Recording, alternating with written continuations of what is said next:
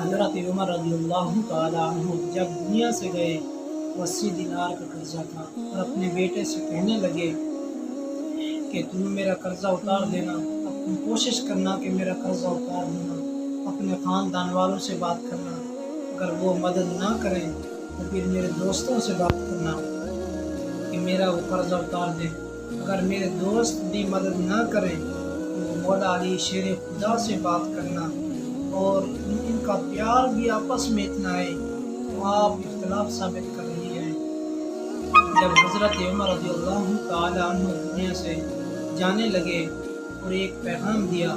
کہ میرے بعد میرے بچوں کو حکومت کے مشورے میں بھی شامل نہ کریں، میرے بعد میرے بچوں کو بھی حکومت کے مشورے میں بھی شامل نہ کریں۔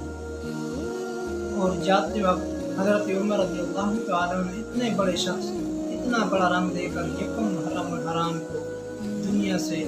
چلے گئے اور اپنے بیٹے سے کہنے لگے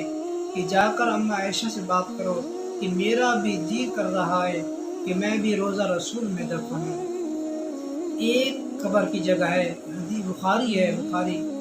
ایک قبر ہے جو حضرت اماں عائشہ نے اپنے لیے رکھی ہوئی ہے، تو جا کر حضرت عمر کے بیٹے نے عرض کی اماں عائشہ سے کہ حضرت عمر رضی اللہ تعالیٰ عنہ کو زخم لگ گیا ہے، حالت بڑی پریشانی والی ہے، وہ کہہ رہی ہے کہ میرا بھی دفن ہونے روزہ رسول میں دفن ہونے کا دل کر رہا ہے۔ تو حضرت اماں عائشہ صدیقہ رضی اللہ تعالیٰ عنہ رونے لگی اور کہا کہ کوئی اپنی قبر کی جگہ بھی کسی کو دیتا ہے؟ کہا کہ جو گنبد خضرا میں مصطفیٰ اور ابو بکر پہ سلام پڑے گا،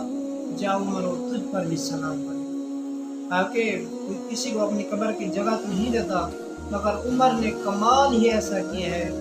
تو حضرت عمر رضی اللہ تعالیٰ عنہ کی جب میں تاریخ پڑھتا ہوں یا حدیث پاک پڑھتا ہوں تو میرے بدن کے رونگٹے کھڑے ہو جاتے ہیں کہ اللہ ایسا بھی شخص آیا تھا دنیا میں جو اتنا بڑا رنگ دے کر، جو اتنا بڑا شخص اتنا بڑا رنگ دے کر یکم محرم الحرام کو چلا۔